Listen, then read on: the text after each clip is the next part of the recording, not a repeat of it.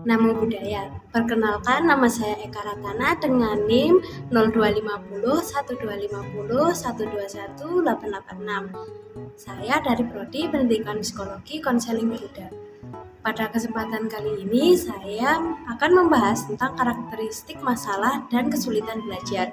Tugas ini saya buat dalam rangka memenuhi ujian akhir semester pada mata kuliah belajar dan pembelajaran di Sekolah Tinggi Agama Buddha Negeri Sriwijaya, Tangerang, Banten.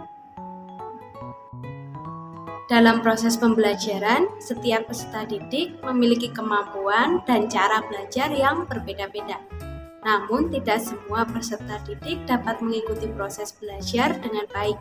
Beberapa di antaranya mengalami masalah belajar atau kesulitan belajar, baik disadari maupun yang tidak disadari.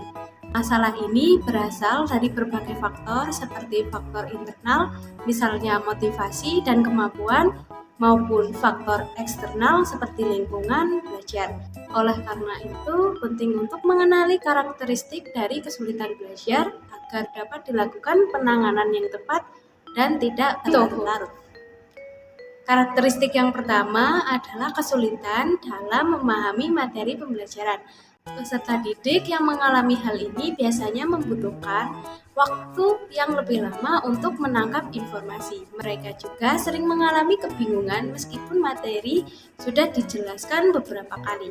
Misalnya, ketika guru menjelaskan suatu konsep, peserta didik masih belum dapat menghubungkan atau memahami inti dari materi tersebut.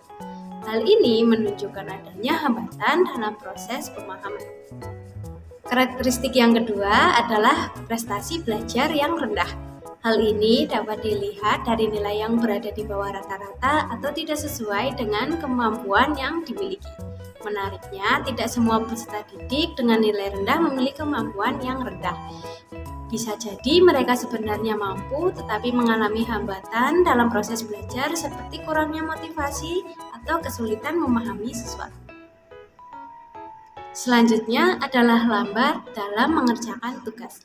Peserta didik membutuhkan waktu lebih lama dibandingkan teman-temannya dalam menyelesaikan pekerjaan, baik tugas harian maupun ujian. Hal ini disebabkan oleh beberapa faktor seperti kurangnya pemahaman, kurangnya fokus, atau rasa ragu terhadap jawabannya sendiri. Akibatnya, pekerjaan menjadi tidak selesai tepat waktu. Karakteristik berikutnya adalah kurangnya konsentrasi. Peserta didik mudah terdistraksi oleh hal-hal di sekitarnya seperti suara, teman, atau bahkan pikirannya sendiri. Mereka sering terlihat melamun, tidak memperhatikan penjelasan, atau tidak mengikuti alur pembelajaran dengan baik. Hal ini tentu sangat mempengaruhi proses penyerapan materi. Karakteristik selanjutnya adalah motivasi belajar yang rendah. Peserta didik tidak memiliki dorongan yang kuat untuk belajar. Mereka cenderung belajar hanya karena kewajiban, bukan karena keinginan dari dalam diri. Akibatnya, mereka menjadi kurang berusaha dan mudah menyerah ketika menghadapi kesulitan. Selain itu, peserta didik juga mudah merasa bosan atau lelah saat belajar. Mereka tidak mampu mempertahankan perhatian dalam waktu yang lama, terutama jika materi dianggap sulit atau kurang menarik. Kondisi ini menyebabkan proses belajar menjadi tidak optimal karena peserta didik tidak fokus dalam waktu yang cukup.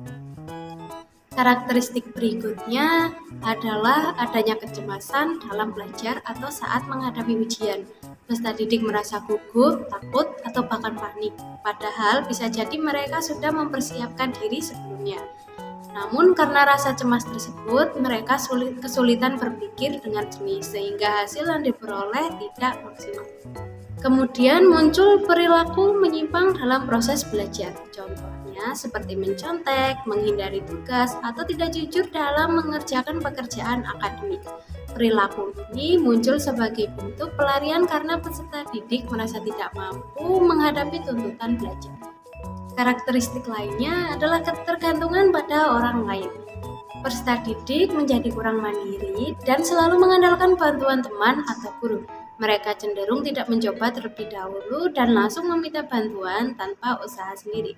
Hal ini dapat menghambat perkembangan kemampuan berpikir mandiri. Karakteristik yang terakhir adalah kesulitan dalam mengingat materi.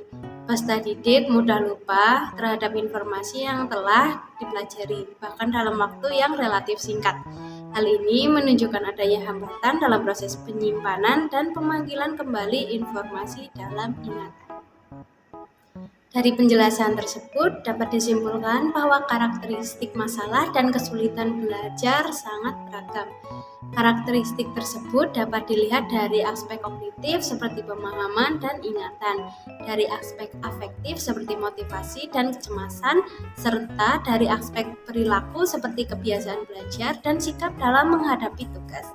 Dengan memahami berbagai karakteristik ini, pendidik maupun konselor dapat memberikan pendekatan yang lebih tepat sehingga peserta didik dapat dibantu sesuai dengan kebutuhannya.